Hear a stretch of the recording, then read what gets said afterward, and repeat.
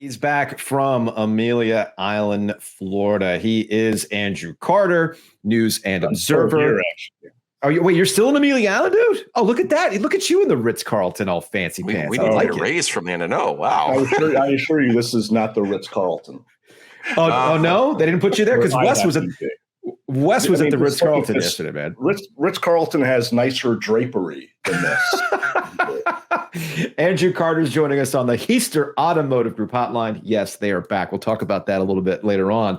All right, Andrew, I wanted to start with what you wrote about in the News and Observer, and I completely agree with you. I feel like there are real issues that the ACC is facing, and that's what these meetings were supposed to address: revenue sharing, closing that gap with the SEC and the Big Ten. However, it's like irresponsible college football reporting ended up taking place. It was like, hey, real issue here, but no, let's talk about the Doomsday. How is that playing? How is that playing at the bar, man?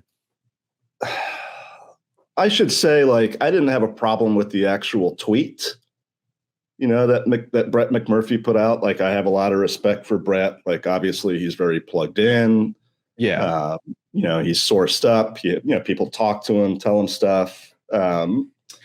The issue, I think, was the reaction to it. I guess y'all read what I wrote, and I felt like it was a really interesting encapsulation of just kind of what sports media has become. And especially there's been such a blurring of the lines of what the media is, and you've talked about this, Joe, and Joe, it, and it just becomes a nugget gets put out there, and then the story is just the reaction of it, and it kind of takes on a life of its own. And I mean, I think McMurphy put out that tweet, if I remember correctly, first day of the meetings. It was Monday, kind of late afternoon. Yeah. And the ADs were meeting at the Ritz, and they were doing their thing. And as I understand it, obviously they're checking their phones and Twitter during it, and they have access to the internet and all that stuff. And so this thing's going viral, basically. And the ADs are talking about business stuff. And all of a sudden it's we got the so-called Magnificent Seven thing going on, which, interesting phrasing, naming on that. And so I know there were some discussions in that meeting, some really frank, honest, as I understand it, kind of clearing of the air type stuff among the 14, because Swarbrick wasn't here from Notre Dame this week, but among the 14 ADs who were, I think there was some venting. I think there were some honest conversations. But again, the story took on a life of its own that did not reflect reality, as you guys know. And I feel like that's just going to be the ACC's reality until, something happens. Whatever that might be. I think this speculation is going to be looming over the conference until somebody figures out a way out of the grant of rights. And you guys have both put this out there and said it, and I agree with y'all. If the grant of rights was something that could be gotten around, it would have already happened. Florida State and Clemson would be gone. So the fact that that has not happened, that the league has remained together, that's proof that, it's real. You can't just get out of this thing. But nonetheless, there's this perception that we're days away from the ACC just falling apart. And that's not real life, folks. The league is going to be together for the foreseeable future. I tend to agree with you, Joe. I think you've said 2030 is a window. 2030. Yeah. 2030 is when I have this thing marked, because that's when the grant of rights might be, it could go any number of ways, right? It could go any number of ways, but if by 2030, it might be financially not as painful for you to go ahead and make that move. And it might be easier to litigate your way out of it, the same way that Texas and Oklahoma found some sort of common ground to get to the SEC sooner rather than later. But I was curious. And the reason why I reached out to you to come on today was because, all this stuff is playing out on social media. and you're there. And, I'm guessing the ADs, and at some point, like usually you've been to these things before. Giglio, you've been to Amelia Island, Florida for these meetings before, right? Have you never been? I haven't. Okay. My understanding is that it's a good way to network. It's a good way to talk. It's a lot of off the record conversations, but I'm pretty sure that after that tweet had gone out and everybody was freaking out about the Doomsday scenario, Andrew, the usually chatty ADs and athletic department personnel were told, yeah, no, you can't talk. Is that how it played out? Yeah. I mean, that's basically what we understand it. And somebody, I can't remember who it was, which athletic director it was, but somebody walked past us. I mean, they all came out of the room at once. Yeah. Pretty much. And there was a gaggle of reporters, maybe about a dozen of us, a little less. David Teal was down there, and the ESPN crew, David Hale and Andrea Adelson and some other folks. And we're hoping to get some clarity. And people who have covered the league for a long time, as Jim Phillips said yesterday when he met with us, like, the tweet the other day was not news. No, to anybody really, because obviously schools are going to be looking at the grain of rights. Like if you're a Clemson or Florida State or North Carolina or one of these schools that think maybe you have greener pastures out there waiting for you, you're going to be looking at it to see if there's a way out. If you want the ACC to stick together, you're going to be examining it to make sure how secure it is. So we knew it wasn't really, this big of a revelation or whatever, but it would have been nice to have some clarity from the ADs. But yeah, they walked past us, heads down, muttering about needing to go to dinner. John Curry did come out and was like, "Hey, anyone want to talk about Wake Forest baseball?" Hey, but, look, historic season for Wake Forest baseball, man. Yeah, let's go. No takers. But yeah, they basically were told. And Phillips went into that meeting. After a length of time and met with the ADs and, I'm sure was like, guys, like, we need to put on a positive face here. This is not good for the conference to be, talking smack, so to speak. Like another interesting aspect this week, I thought was, Michael Alford from Florida State. I'm not going to say he backtracked, but I'll say it. He backtracked, Andrew. I'll say it. I'll say it for you. He was Mr. Chesty. Correct. The last 3 months, and then all of a sudden, it's like, oh no, we're going to coalesce around things, and his tone went from we got to close this gap to we might not be able to close this gap. His tone was much different. Yeah, and so like I'm sure some of that is attributable to Phillips going in there and being like, this is not good for the conference. We need to be unified. I understand people are frustrated, but let's just kind of take a moment and breathe. And so they didn't talk that first day. Yeah.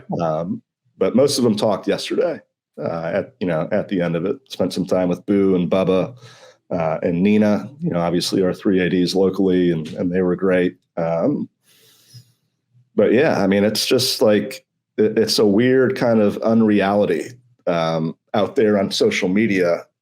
And then there's like the reality of what's actually happening with the conference, and they're just kind of different worlds.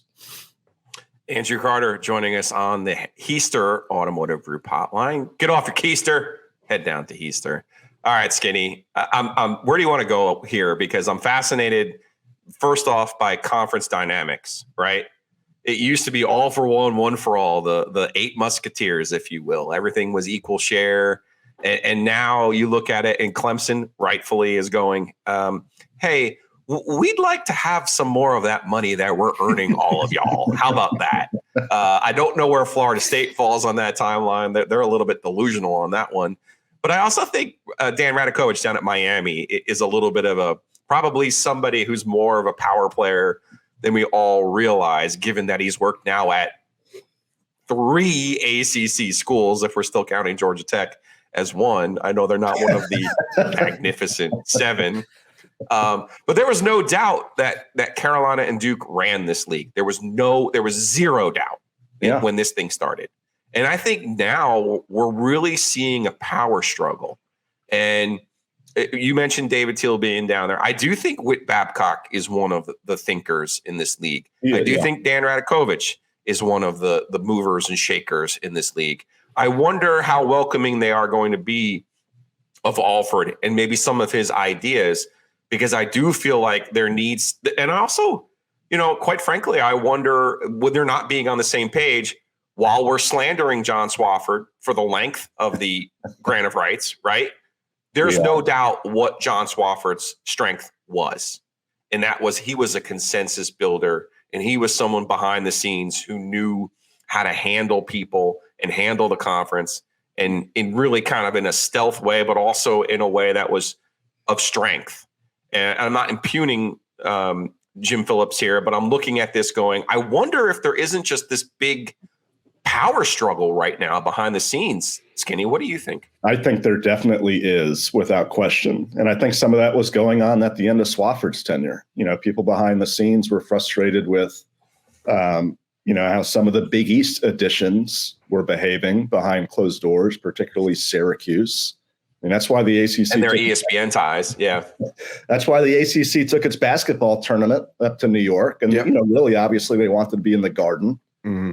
So they tried Brooklyn. I mean, that was a direct attempt to appease Syracuse, especially in some of those other Northeast editions. But yeah, I totally agree. I think there is a power struggle behind the scenes. And what I think people have to remember is, when Florida State joined the ACC in the early 90s, 1991, they came on board because of how lucrative the ACC's basketball deal was. At the time, that was the richest, wealthiest television property among college athletics in the country, was ACC basketball. And the ACC, up until about 2003 or so, was the richest conference in the country. Like, they out-earned the Big Ten and the SEC. And obviously, we know what's happened in the past 20 years, like the value of college basketball television rights has gone way down. It's about 80-20 now in favor of football. That's only growing more on the football side. And so, yeah, these schools that bring value on that side of the ledger, and, we all know it's all about TV ratings. And Florida State, and to credit David Teal with this stat, he looked it up this week and shared it with the group, 32-32. In the ACC since Jameis Winston left. So I guess that's the past 7-8 years. Yeah. Have not played for an ACC title. Not great. They haven't won an Atlantic Division since 2014. Yeah, and yet people watch. FSU is still they're a brand. Yeah, they're a brand. People watch Clemson, Miami. Okay, and so these schools are like, hey, we are responsible for bringing in a larger share of the revenue. And I get the argument, but still, the ACC would be in a much better position right now if Miami had not gone into the tank for the past 20 years. Yeah. If Florida State was the Florida State of the 90s, if Virginia Tech had not fallen off, and people rip on Swofford in hindsight, but I'll say a couple things. At the time that he did the deal with ESPN and the grant of rights, the deal with ESPN obviously coming first, that length of time, that was praised at the time. Yeah, it was. We celebrated it. Maryland had just left. The ACC needed some stability, and that provided it. And so did the grant of rights. And none of these schools entered into that agreement being held at gunpoint. They all voluntarily agreed to the grant of rights. And okay, SEC and Big Ten are making way more money. I mean, them's the breaks. You look at the makeup of those leagues, and a lot of it has nothing to do with how good you are. You're in states that are college football mad, especially the SEC. The Big Ten has enormous state schools throughout the Midwest that have huge alumni bases. That drive television ratings, et cetera, and the demographics are simply different in the ACC. And it's to a degree, it doesn't matter how good you are. I love that mug. I got something for you. What do you got there before we say goodbye? What are you rocking? You guys need some, because of the new partnership here. Oh yeah, hoodies. Let's go. Y'all need. I need a hoodie. Swag. I'm ready for it. And welcome to the family. And Joe, welcome back. Yeah, I was going to say it. Joe, welcome back. I've always been by proxy. Have either one of you ever worked for a newspaper? No. No, absolutely not. Radio, and I still don't. It's a partnership. It's a partnership. All right, Andrew, bring me back a hoodie and bring me back some Himalayan sea salt. All right. I'm going there actually right after this to pick up a bar of that stuff for you. Excellent, man. Excellent. Andrew Carter, News and Observer. Appreciate it, man. We'll talk to you later. All right, man. Thanks.